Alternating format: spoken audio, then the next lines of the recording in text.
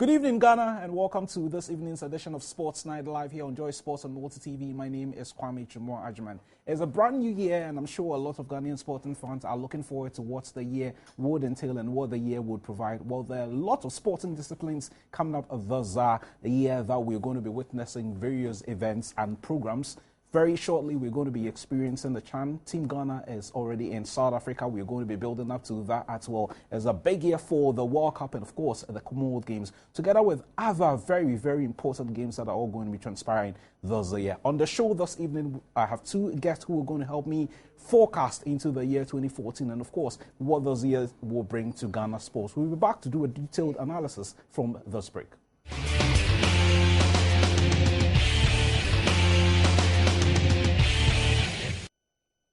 We are back from the break, and let me quickly introduce my guests for the show this evening. I have two sports journalists in the studio with me who are going to help as our forecasting to the new year. 2014 it is, and of course, Ghanaians will be looking forward to what the sporting year has for the nation.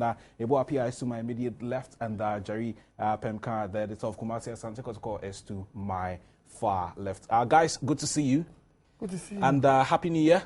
Many happy returns. A year by this time, and you'd have had a kid number 4, and Jerry will be making our way to the engagement of his set of twins. A year by this time, things have changed, and you guys are much more prompt. let's just say I didn't hear that one, but guys. 2013 had its ups, it had its downs as well. There were a lot of Ghanaians who were looking forward to Ghana winning a Nations Cup for the first time in 31 years. That did not happen because of money. We barely failed to glitter in any sports because there was no money to finance them. 2014 is going to be a long year filled with a lot of sports activities. Let's start with the immediate one, the CHAN, which is commencing on Saturday. And even before we kick the first sport, there's been all kinds of concerns about this team and how far they can go in South Africa. But let me start with you. What are the signals you're picking up? Yeah, good evening to your viewers. And then I think that when it comes to Team Ghana, we don't plan.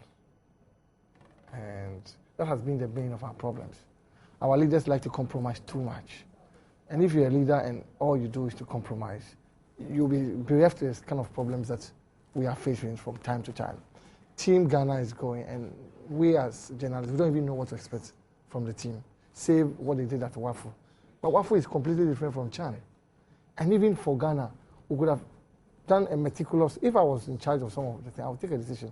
If South Africa, I heard yesterday that South Africa as a country are still playing their Premier League once the tournament is going on. We have decided to take a break. This is where leadership comes in. Because you need to decide, if the host is not taking the thing serious, why should I take it serious? The hosts are taking the competition serious. But the Premier League is going on. Gordon Engesud has been given the opportunity of getting players from the local league. In the past, he hasn't had that. But I'm saying that the local league is still going on. How would you feel when you got... I think Javis... They have a calendar they are sticking to, so if the league is going on, what's wrong with that? Just get on with business. That's why when FIFA is organizing this tournament, it tells everybody, I'm FIFA. Make sure by the time the tournament is kicking off, everybody is over. And they go ahead to even tell you one clear month before the tournament so that the players can do what? Rest. It's a massive global showpiece, so that's understandable. But why don't you learn from up there? I heard somebody on radio yesterday say that why don't we even allow players playing on the local African continent to also participate, which I thought was a brilliant idea. If we had even allowed people playing their trade in Africa to participate in the CHAN, I've always been of the opinion that CHAN is a waste. And ask me why. I think that instead of CAF persisting in playing every 2 years, they could have done it alternatively. It's a CHAN and a CAN. A CHAN and a CAN. That's what they're doing. That's not what they're doing. A CHAN, a CHAN. No, they do it. The CHAN is every 2 years. Yeah. And then the CAN is every 2 years. You don't need that. You don't need that. You take the shine out of the tournament. This tournament that we are going, how much is it going to cost Team Ghana? And how much are we going to get out of it? You have the figures. Tell us. It's nowhere near profiting. We would spend more than we would earn. It's not worth it. You want the name? In that sense, fame, glory. But that's why pride. But that's why African football will always be where it is as compared to Europe and even South America. Look at how global the South American brand has become now, to the extent that all the top agents are now investing in South African football in terms of owning the players. It started with Tevez, you remember? South American football. South American football. It started with Tevez and there was a problem. They've now fine-tuned it. That's how come the Neymar issue, there was a consortium that had paid actually for Neymar to be there for a long time. They call it economic rights. Good. If you take that one to compare, there was a guy from our top goal scorer 2 years ago in South Africa. Emmanuel. If we had a similar system here, that boy would have been kept. You understand? And paid a decent salary so that he wouldn't need to move. Most of those boys at the tender age, if he had a good car to drive, about 1,000 Ghana cedis to spend, you can calm them down before the agents begin to pollute them. But if I pay somebody 100 Ghana and he goes to South Africa, he's going to get about 5,000 or 2,000, he will go. The margin of disparity is so huge. So you can see that. But let's look at all this discussion within the context of the CHAN. That's why it's about the CHAN, because the importance of it. I was of the opinion that even if we went and Coach Mark Sokunedu could bring in one goalkeeper and one striker, is worth it. But I'm revising my notes. I don't think so any longer. If the host itself is not taking the tournament serious, I have a problem with it. Well, I have my doubts as to whether the hostess are taking this tournament seriously or otherwise. But Jerry is also with me here. Jerry, I'm sure you've been following the exploits of the team from last year when we went to we played in the ECOWAS competition, the WAFU competition, where we did our own version of our host and win. Not too much has changed with the team. I mean, practically everyone is still there in South Africa, and as we speak, it's very hard to tell that come this Saturday, there's going to be a massive showpiece on this continent. I don't know whether you feel it. Well, of course, you don't expect the CHAN to be as huge as the CAN. I mean, even the CAN suffers from publicity and marketing most of the time. I remember in January 2013. This is going to be the third edition. When we went to South Africa for the Cup of Nations, there was very low publicity. I mean, until the tournament kick-started, most of the locals were not interested. And so you can see, comparing to a much more lesser profile tournament like the CHAN, it was to be expected. But all the same, I'm sure the tournament will go on. And, the South Africans are saying, contrary to their actions, they are saying they're taking the tournament serious. I listened to Gordon Ingerson, who said they want to build from their victory over Spain. That was a friendly, with all due respect. But that is, to them, a very, very famous victory, and that's how they are looking at it, and they want to build from there. So let's wait and see. This is Africa. Everything is usually last minute. It's been a part of us ever since. But Jerry, I haven't seen any tournament that has, gotten off to a perfect start. Having, even when we hosted CAN 2008, a week to the tournament, the billboards were, absent. Were not even there. But 24 hours to the tournament, suddenly or 48 hours, suddenly billboards started, springing up here and there. So, it's the proverbial African what does this say to mentality. the average sports person or someone who we're trying to get into the fraternity as to how our administrators man the sport on the continent? Do we always have to do things this way? I mean, the perception is that we are not serious. And have we been never serious? Of course. I mean, it has never been so. And so people always don't take. That's why, in the world of sports, Africa is never taken serious, because we have never proven to be people who stick to, serious timelines when it comes to projects and programs. And we're always looking for last-minute amendments and changes. And I'm sure all this is going on in South Africa as the CHAN kicks off on Saturday. So it's just part of us. And when you speak to people who run the sport in Ghana, this afternoon I was following a discussion, and it's very sad to say that even with the team that we do have in South Africa at the moment, they say compared to the senior national team, the Black Stars, if you like, a certain level of attention, a certain level of funding, a certain level of commitment is towards it's pushed towards them. But when it comes to this Chan team, for whatever reason, even as we speak, we don't have anyone speaking for the team in South Africa. We don't have officials there. We only have a team and that one or two people who are just making sure that things work. Is it a case of even we, or even the Ghana Football Association, looking at this particular tournament in a particular eye?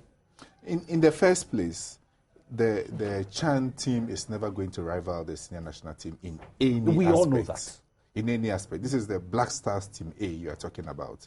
And that is going to That's where the money is, huh? Yeah, that is where, that is the cash cow, if you allow me to refer to it. And if you compare the Chan team to the Black Stars, you realize that the Chan teams are mainly, the Chan team is a local-based team, and this one is a foreign-based. Never mind Black where some Stars. of them play. Yeah, and when you and compare, how bench warmers they are. And if you compare the tournaments they are participating in, the difference is clear. And the FA knows, where their attention, they want to put their attention. They are looking at the World Cup. It's unfortunate that it's a World Cup year, and so the Chan team is destined to suffer the more. Well, they are suffering. Yeah, exactly, because because as of now, the FA bosses are in Accra. Everybody's in Ghana. Yeah, everybody's in Ghana. Some say they don't even have visas yet. Yeah, working on a World Cup ticketing issues. There are several things, that needs to be done right now in preparation for the World Cup. And that is where the attention is. And, it's sad, because you would think that there should be some level of appreciable attention given to the Chan team. But we might have decided to stay home. No. And for these players who are in South Africa, together with Maxwell Kunedu and his team, they are looking at what's happening there. They are looking at the kind of attention that the senior national team gets. And they are probably thinking, what's the point? Maybe we just come here and enjoy ourselves and come back to Accra. I'm always of the opinion that I'm a technology person, so I like spreadsheets a lot. And spreadsheets, as you know, is very good when you can be able to maneuver your figures all around it. But that's an excellent software that it is. Whatever you put in the formula is what you get out. Yes. So if you want something out of the Chan team, what did you put into the Chan team? You cannot sow a reap where you have not sown. What are we sowing into this team? No time. What are we sowing into this thing? No planning. What are we sowing into this thing? No nothing. So you get nothing out of it. Garbage in, garbage out. So unfortunately, we have some of our own colleagues who always like to sing people's praises. That's why some of us always look controversial in the eyes of people. Because you can be our friend, but if the thing is not correct, we will tell you that this one, it's not correct. You can't do things like that. I appreciate more democracy now because I came to the country just 2 months to elections of 92. I came in August. I had been away for quite a long time studying. And I landed in Ghana just 2 months before 92. So if I saw what the country was, and immediately after 92 elections, what the country has become, that's what something they call a paradigm shift, where we chose to move from that dictatorial behavior of Chairman Rawlings into now a democracy where everybody could talk, investors could be easily coming. That's how come today you have more traffic lights in Accra than most West African countries. More, you may think that traffic light is nothing, but in West Africa it's a big deal. Cellular penetration is a big deal. You understand? It's nothing but in our part of the... And this is all because somebody decided that, okay, enough of that behavior. Let us go this way. So, Kwame, if you really want something out of this Chan team, we have to decide that we need to change the way we do things and move into a new way of doing things. Otherwise... Doesn't look like we are moving. See, my colleague told you. We don't understand what timeline is. We don't believe in time. We don't set targets. I know a country. Is it not this country where people, Ghana Airways took off at a particular point, and then the guy who locked the tie, when the plane is supposed to take off, you're supposed to remove something for the tie to take off. The guy didn't do it. So I'm sure when they went out, they had to do emergency landing somewhere in Togo or so. The guy didn't lose his job. But remember, in Arsenal against a particular team at the FA Cup, where the groundsman for Wembley, 20 years of experience, that particular day, made a mistake. As a Vega goes on and says that, oh, we lost the match because of the pitch. An investigation is launched and it's established that the pitch was not ready. And somebody who has spent 20 years as the best groundsman in Wembley lost his job. Well, I'm sure it all has to do with the way things go on, and here we have our own way of doing things. We're going to be people. moving away from the channel very shortly, but I just want us to briefly look at our chances going into this tournament. Yes, we won the WAFU. Someone would say it's something that we won at the senior level for many, many years, and so what? What are we going to South Africa to do? What standard have you set for them? Unfortunately, the coach is the assistant to the Black Stars, and we all agree that the Black Stars need some competition in certain areas. So for me, before I even went into all the details, I just said to myself, if they went to a tournament and they came back and we got a good goalkeeper out of it, I'm happy. If they went to a tournament and we got a good left back or right back, I'm happy. So that's what I'm looking at.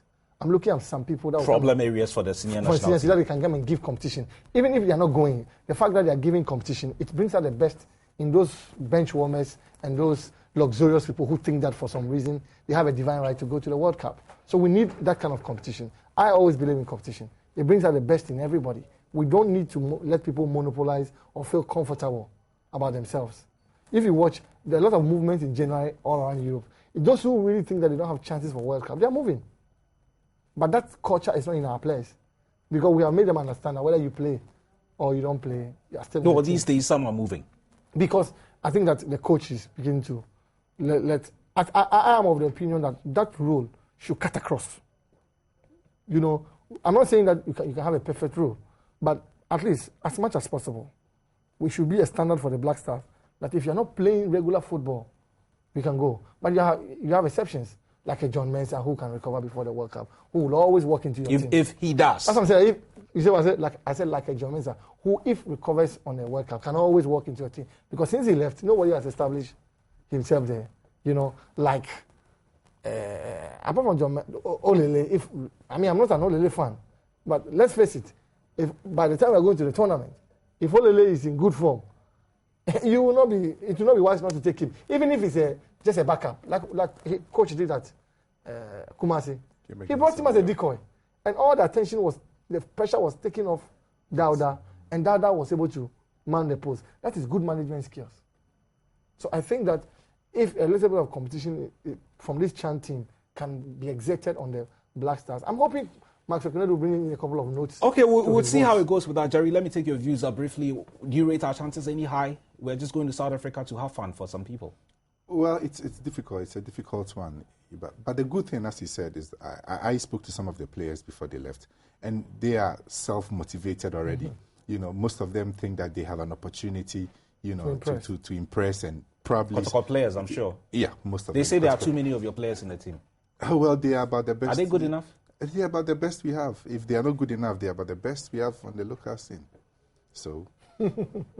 So Maxwell picks yeah, them. so most of them are self-motivated. They are motivated. They want to sneak into the team of the Black Stars, and I'm sure that is what is going to motivate them. I'm just asking. I'm sure they are not you know, perturbed by, you know, whether officials are there or whatever, whether the tournament has publicity or whatever. They just want to go there and give up their best, and that might, you know, propel the team to achieve something. You remember in 2001 when Coach Ike Afrani was going to the Under-20 World Cup in Argentina in 2001 and decided to drop some established names here. You know, he took players that were not really established, that most people didn't know, and went all the way to the Under-20 World Cup final.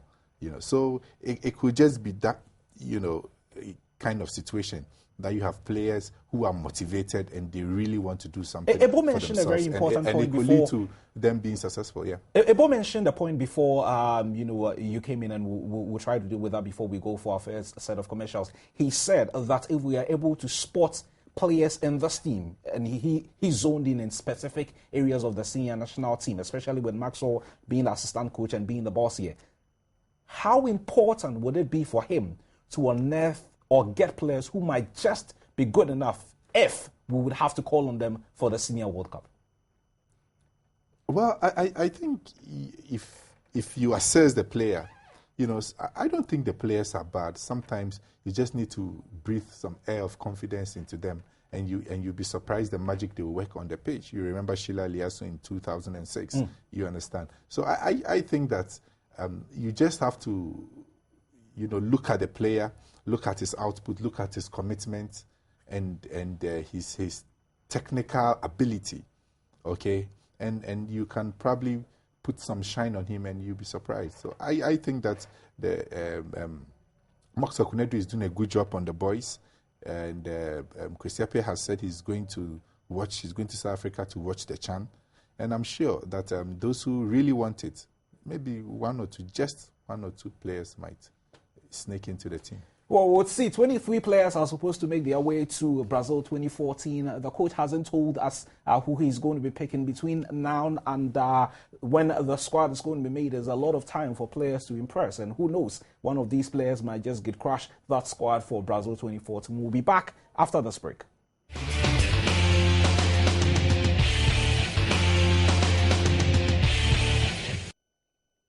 We're back from the break and we are looking into 2014 and what this might bring to Ghana sports. In the segment gone past, we're looking at the CHAN that would commence on Saturday. What do you make of Team Ghana's chances? Do you think we're going to go far? Well, keep your fingers crossed and pray for the senior national team, the local Black Stars, of course, and hopefully they'll go and make us proud. Guys, one major problem that we had in 2013 for sports and its future, beyond the Black Stars, every other sport suffered. And they suffered badly. The minister has come out to say that it's not like the money is there somewhere that he has to go and access. The money was simply not there. Can we continue like this? We need money. They have to find the money. Kwame, when it comes to funding of sports in Ghana, especially in Africa, a lot of our sporting disciplines are funded from government coffers. Well, I think the funds are never going to be available in sufficient. Oh, then let's go to sleep. In sufficient quantity as we expect. It's never going to be available. The government will carry, millions of dollars for sports. Take this money for sports. Devote money for sports. Because you are talking about, third world countries in Africa. Now Ghana is lower middle income country. The difference is not that big from being a third world. Upper middle or whatever middle. Yeah. It's all English language. And there is still poverty in Ghana. Sports is competing with education, health, and infrastructure, and everything that government is taking care of. And you don't. And already government revenue is limited. We know that from. Jerry, let me pose this question to you. We have the National Sports Authority that regulates sports in Ghana. Why then do they keep on accepting letters from groups? If you like, I am coming to there. I think, the National Sports Authority should make it clear that they are unable to fund all these various. How many associations do we have? I've lost count. 37, 38, thereabouts. They cannot afford to sponsor all these associations. And so they are going to select those that we have comparative advantage, like boxing. I'm talking about amateur boxing, talking about tennis, talking about athletics. I mean, the sports that we know we can, develop, that we have the potential, okay? Every sport has a potential. I mean, you're talking about swimming. How many swimming pools do we have, even in the whole Ghana? How many swimming pools, public swimming pools do we have? The Swimming Association would not be happy hearing this one. But it's a fact. How many public swimming pools do we have in the whole of Ghana? How many tennis courts do we have? How many athletic ovals do we have? Of course, tennis courts. We have a tennis court. You can go to the Accra Sports Stadium. There's a tennis court there. Tennis is a sport that we've already developed. We've gone all the way to Euro-Africa Zone A, many years ago. Yeah, many years ago. So it means that we can get there again. We were just one step from the world group. So that's how far we've gone. We've won boxing. We've won medals at the Commonwealth Games, at the Olympic Games in boxing. So you can say this is a sport that has potential in Ghana. Okay, so they can select a few so that their scarce resources can adequately cater for those ones, and tell those forming new associations and the associations that are not, making any progress, that, okay, look, if you are able to develop and get to this level, we will help you. There has to be some, kind of... I don't know if some kind of plan, some kind of regulation, kind of regulation, some kind of plan to make sure that these associations don't just come under the National Sports Authority and be crying that we don't have money, whilst you know that you are never going to get the money. Just there has to be something to bring sanity into the whole system, because as it looks like today, you hear this association, we have a competition, we want to go, the ministry says no money, the Sports Authority says no money, and this association and this and that, and every day there are new associations springing up, and the Sports Authority keep accepting them. I think there has to be some sanity in there, and so that we can see our way clear. But it doesn't look like we are seeing a way clear, and I'm sure by the end of this year we might just move from 37 to maybe 45. You see, one thing that we are good at in this country is that we don't plan. That's what we are good at. We do things haphazardly. Save Kwame Nkrumah, we cannot mention people who have really come out with a plan to rule this country. Because if there's a plan and you stick to that plan, you will not have the kind of problems. Who says we are not the best designers or crafters of putting documents on paper? They say we have a lot of them there. You know what we are good at? We are good at titles. We are good at certificates. We are good at paperwork, and we are good at talking. That's what Ghana is all about. So if you watch the radio stations, it's all talking. That's all we do. If we stop talking, I employ people. And for me, when you come to me, I conduct interviews in two parts. The moment you come and say you want a job, you tell me whatever you can do. I say, okay, interview stopped. I go and work and let me see. Because your office is a very practical one. Not everyone is the case. In most cases, you can do that. You can do that in every sphere if you want. Most cases, I've realized that 90% of the people cannot do what they say they can do. They can't, but they have papers to support that. Is a system failure? Look at the number of professors we have in this country. I mean, ridiculous. Everybody wants to be a lecturer because of the prestige that it comes with it. But nobody is producing toothpick in Ghana. I was expecting a particular professor or those who group advocates or those who talk to plenty. They always go and take money from the foreigners and buy Land Cruisers and form NGOs, and that's what they do. I was looking at a group of people who say, okay, for Ghana, we are saying that iron and maybe toothpick, we will do it here. That's how you start. You don't talk about what you cannot do. The entertainment industry is one industry in this country that I'm very impressed with. Very impressed with. If you cast your mind back 10 years ago, the National Theatre will witness an activity once every quarter. When there's Easter, when there's summer, you realize that. And the entertainment industry is not funded by government at all. So what the entertainment industry chose to do was that initially they would go to the telcos and companies and do small events. Now, to the extent that even the telcos themselves are now also organizing events because rather people are cashing in on them. So now, you realize that National Theatre cannot contain the entertainment industry any longer. It's too small. It's too small. They have built it up over years.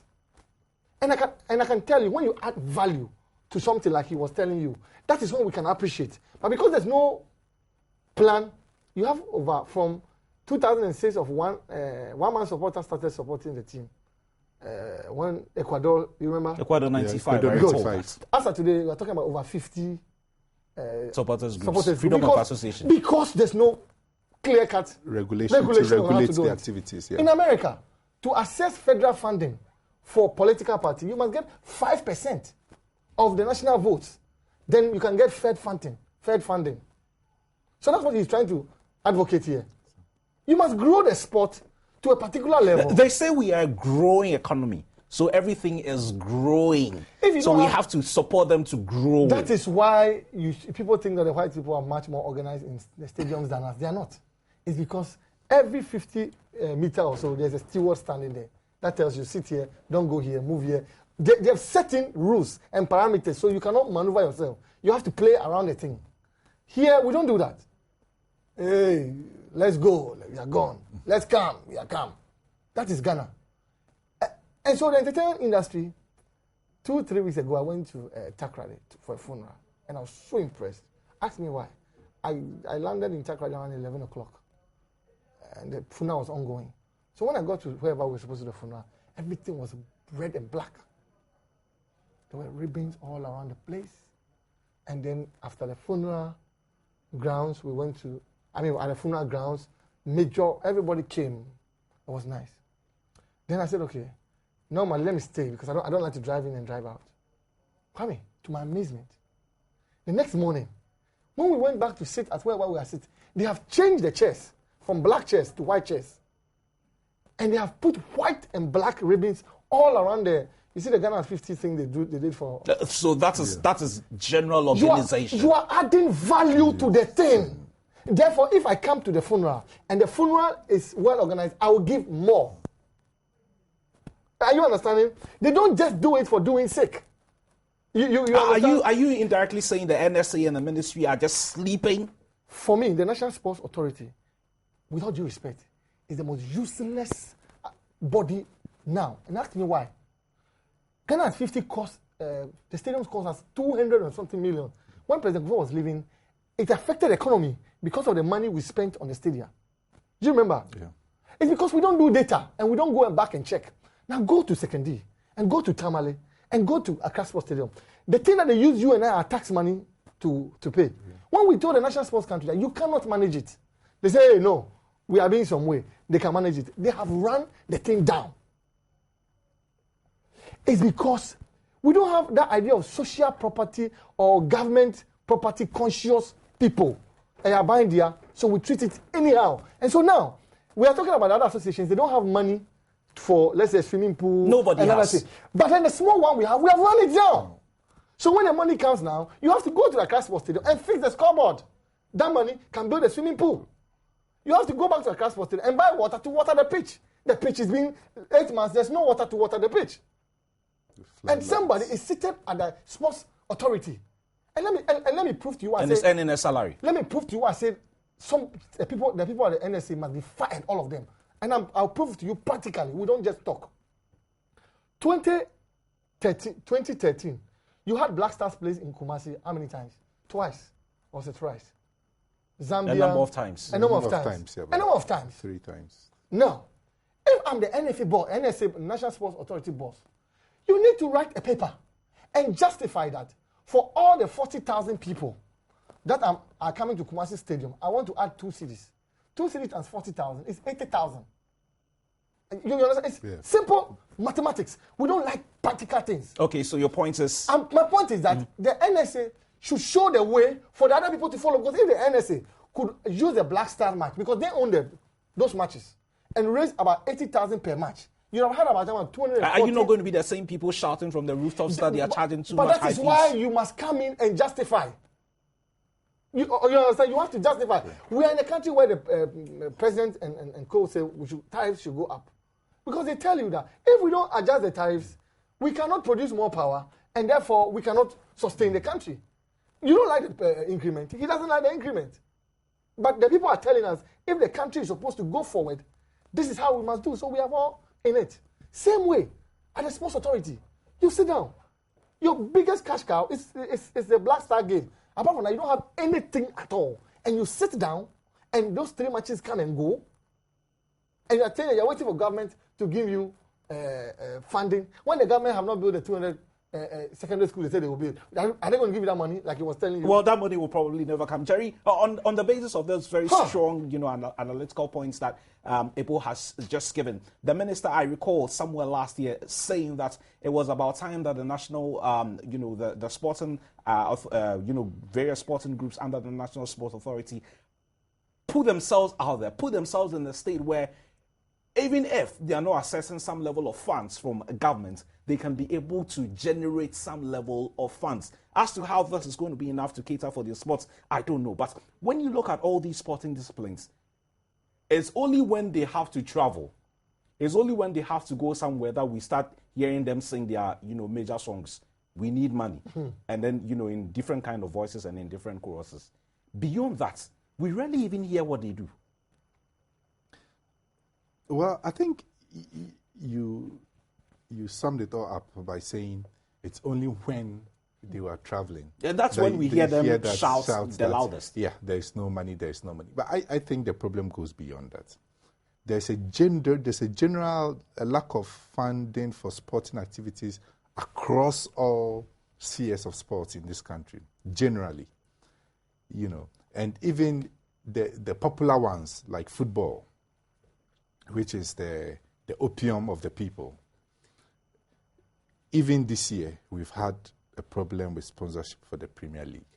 Oh, that's another interesting one that I would want us to touch base on. Even that one. So if that one is suffering, then you can just imagine what happened to the others. And I think we are making the wrong approach. We are approaching the whole thing on the wrong, footing, because if you're looking for sponsorship and you think government should lead the way, you are wrong. It has to be the private sector. What are we doing? The leaders of those various sports associations, what are they doing to brand the association? We have put a lot of for them to attract that kind of sponsorship. Because, make no mistake about that, corporate bodies are not NGOs or the Father Christmas that comes around to give freebies. You understand? They want value for money. Okay, so if we associate ourselves with this association, what are we going to get? How is it run? Are they transparent? Do they have annual audited accounts? How our money is used? They want to see all these things before they can decide that, okay, maybe we can gain some mileage by associating ourselves with so-and-so association and so-and-so association. You understand? But we just sit down and say, well, we are a fencing association and we don't have money, we want money to travel. You don't expect them that, yes, because you're a fencing association, somebody will just come. I'm sure would have a we lot to are say not about doing the right things in terms of management. Sports management in this country is very, very poor. They say we have put all kinds of people with next to no idea as to how some of these sports are run, and we've placed them there. That is it. That is the issue. If you elect people to be in they are nominated and they are just or nominated or whatever it is, and you put the wrong people, you put square pegs in round holes, what do you expect? As you said, garbage in, garbage out. Let me tell you a story. I'm a technology addict, so I like technology. There's a man by the name of Delali. He builds fast aircraft. So in the 1920s, that's when he started thinking about it. His first aircraft delivery was around 54 or so. He delivered the first aircraft. That particular aircraft can cut your journey by about half. So let's say if you are traveling from here to China on a Lear jet, if it's supposed to be 12 hours, you're going to 6 hours, you are there. After he delivered the first order, about 54 aircraft to the people. Now, 2 of the aircraft got a problem. So what he did was that instead of allowing people to tell him what was the problem, he flew one of the planes, risking his life as a leader, and met the same problem that the people would meet, and that will crash the aircraft. So he maneuvered to land the plane. And you know what? For him, he had a choice. Either to let his business continue just like that, or let his name continue.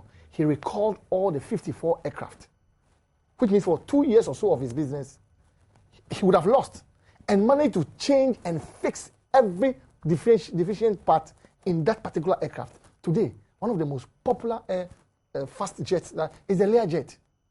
It was a decision he had to take. So, if we are in this country, and you so can... in effect, you're saying we don't take decisions here. We just allow things to go the way but they are. Or you can come and sit and say that, for me, one of the most useless ventures Ghana will ever undertake is go to the Commonwealth Games. is the most useless venture and money-wasting thing we can ever do. We'll talk about it in the last segment, but Jerry raised the point about the Ghana Premier League, and even they, after all these years that we've been running a supposed league, I think the first one was in 1958, I'm told. I wasn't born, so I don't know the quality in terms of organization and all that, but how many years down the line? You know why the Premier League is suffering? Maybe they say it's becoming a joke. You know why the Premier League is suffering? You know why? Simple. We went to 2006, and when we came back, there was no foundation by which they would spread the money that they earn. You remember? So Obiamo and Co decided that, okay, that money can be used for community. That money was given back to the FA. It was used. So they bought some pickups and stuff like that. They went to 2010, made some money. But because there's no policy or legislation frame as to how that money should be spent, Nilanti and Co felt that, no, these FA gentlemen are going to waste the money. So we won't give them the money. Is it money from the World Cup? Wait, hold on. So I just want to Yeah, money from the World Cup. So it's a footless journey. Because you need seed to start something. They are going again. You understand? There's no policy, no nothing. Because you cannot say that. Are you in any way inferring that the money that we generate from going to the World Cup and how far we go, that is the money we are supposed to be using to run our local league? The fact of the matter is it's once in 4 years. The fact of the matter, if you had, let's say, a proper policy to say that when we go to the World Cup, 10% of the money goes to Division 2, another 15 goes to Division 1, another 20 goes to the Premier Leagues. You do things on a pro rata basis, so that it's a national agenda. All of us are involved, so that you can grow the game. Because it doesn't make sense that you spend $3 million or $2 million on the Black Stars in a calendar year, and you cannot spend $200,000 on the local league. You see the disparity? Well, I think. Are you understanding? Jerry, you cannot do that. I get your point, but there's a little problem. You cannot do that. There's a little problem there. The national team is funded by government. Good. But the clubs are privately or individually owned. Mm-hmm. Okay, so the government funds the national team. The government cannot fund the clubs because the clubs claim they are independent body, they are an association, and so they will not allow any government interference. So government does not interfere in their anything. So you don't expect government to put money in the clubs. But there is something the clubs can do. There is something the clubs can do. Okay, what can they do? The clubs are struggling to raise sponsorship, and what they can do is to put pressure on government to grant some tax rebates. Oh, we've heard that before. No. To some companies who are willing to trust me, some of us have been at the forefront of sports marketing, and I'm telling you, the companies are ready to pay the kind of monies we want, but they will open the books and show you the amount they are paying in taxes. You understand? They cannot pay that amount in taxes and give you the $10 million, the $15 million that you want, unless, of course, their taxes are going to come down, and then they can channel that money into sports. And all this was captured in the draft sports bill. That is still that is something in somebody's bedroom, I think. I remember and that is where the clubs should put pressure on government to pass the bill. I went to Bonn when Germany's capital was in Bonn. And then I was driving around somewhere in Bonn. And they said that I cannot make noise around the place. And I was like, why?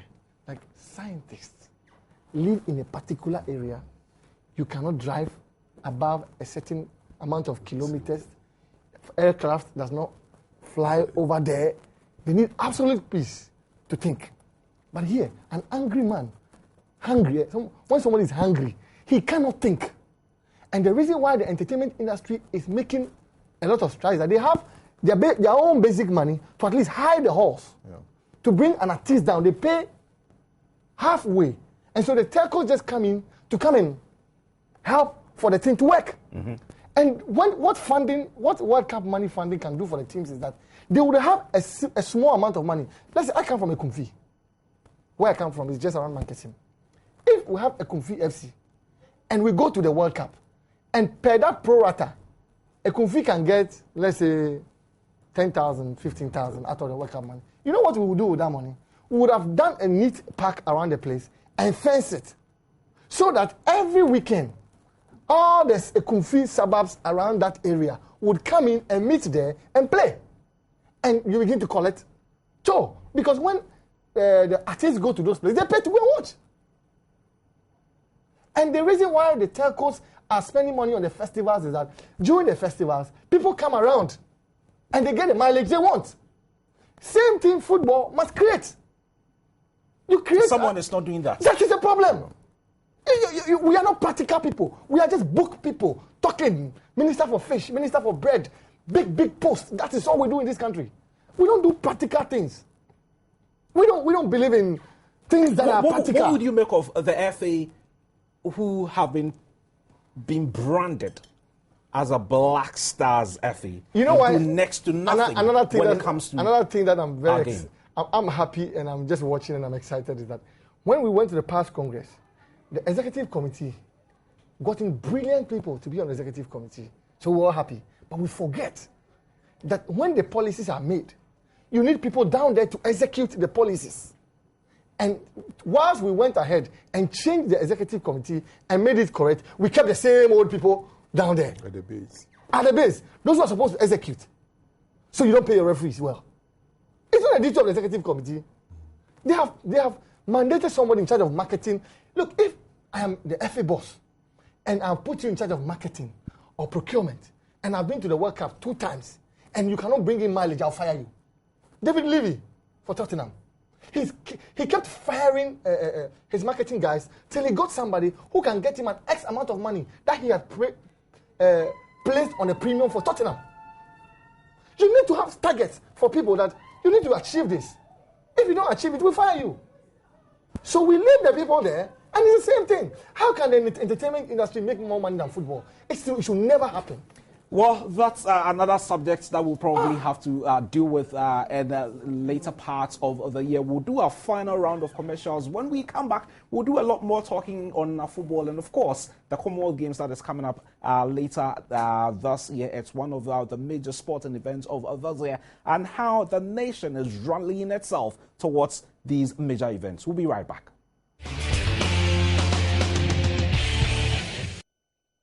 Well, it's very hot in the studio this evening, I can tell you. Even off air, there are a lot of very strong points that are being spared out here. Ebo and Jerry are still in here. We're going to be wrapping up pretty shortly. Guys, I just want us to use this segment for, the 2 major sporting events that are. It's looking very likely that Team Ghana are going to be representing. We're going to be at the World Cup, of course. We are going to be at the Commonwealth Games later this year. The World Cup is in June, so, time issues. Let's start with the World Cup. The Commonwealth Games is in July. Let's look at the World Cup. Okay, so... I want to take it the other way around. I want to start with the Commonwealth Games and end with football. I know why. Cool. We've had a Queen's Baton relay here in Ghana.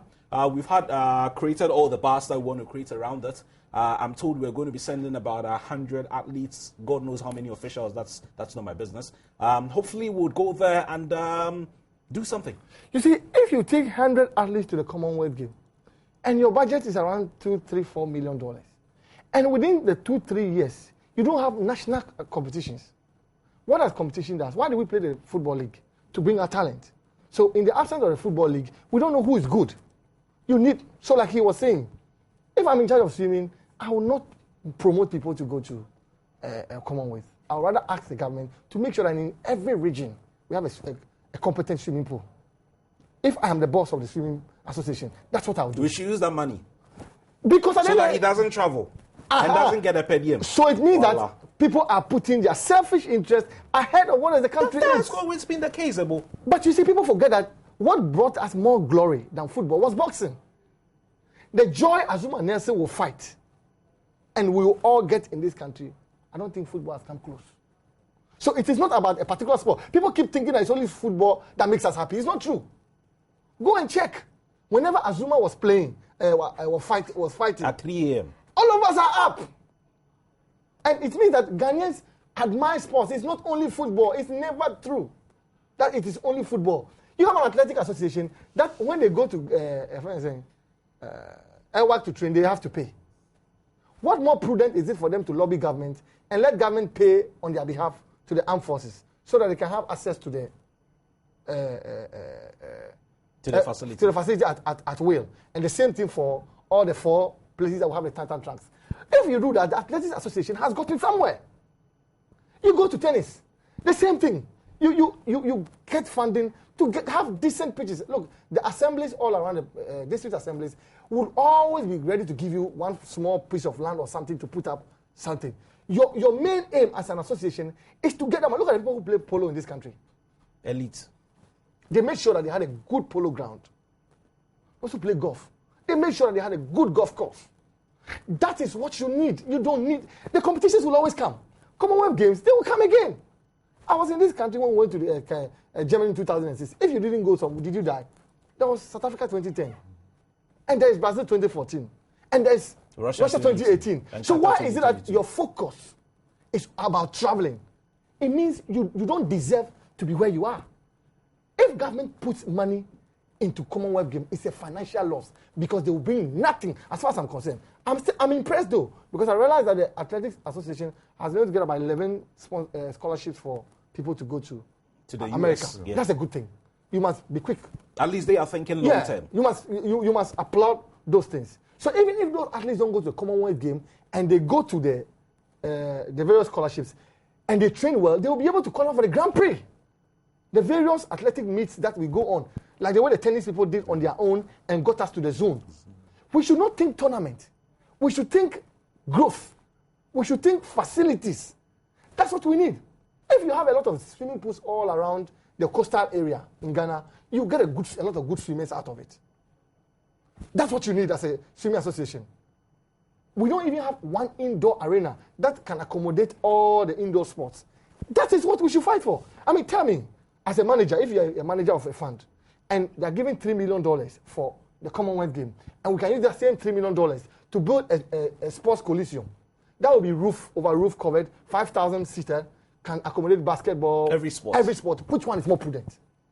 Jerry, I'll put that to you. Which one is more prudent? It's obvious. It's obvious that if you invest in infrastructure, you are bound to reap in future because that is the base. That is where you start everything. At the moment, we don't have the facilities. If you have no facilities, then you basically have no future. And that is the point we've been drumming home all along, that we need to have sporting facilities. If we want to, you cannot say you want to win Olympic gold in 3-4 years in amateur boxing where you don't even have proper rings or rings are kilometers apart, and worn out.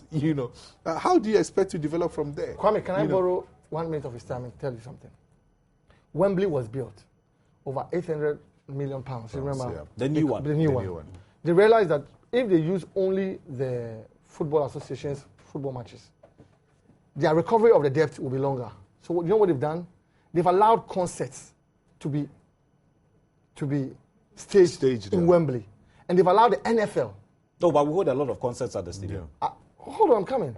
They have allowed the NFL, that franchise, to also hold. So in a year, it's a calendar. And there's a hospitality wing of Wembley. So it tells you that on a yearly basis, they are reducing the debt. You can see on a triangle that this is how they are reducing the debt. Fortunately, we have most journalists here who don't travel. It's just they sit at the same place and they talk. I was privy to go around I didn't go to Olympic Games because for me it wasn't necessary. But before they started, if you're a journalist and you went to London, they would take you tour around the facilities. And then they will explain to you. What they did was that they built something called a legacy company. The duty of the legacy company was to be sure that what will happen to those facilities after the Games. Olympic Games is over. Because after Beijing, when you go to Beijing now, everything is a waste. It's a waste. So the English, as chiseled as they are, they've learnt and they've decided. So what they did was that even the roads during the village games, it's a dual carriage road. But to the left one, the far right one, the outer lane on both sides are temporary. So immediately after the games, you remove those ones and it becomes two because they realize that in that north particular London area, the population there cannot contain the facility that they have projected. If you take that level of thinking to the N1, you realize that we didn't think. At the N1, when you get to Abekan La Paz, you realize that you have over people crossing the road from about as little as 11 p.m. to the next 11 p.m. It's a 24-hour crossing thing. So if somebody had done a little bit of research there, he would have realized that at least we need a public escalator or underground. Underground will not work because... you need to...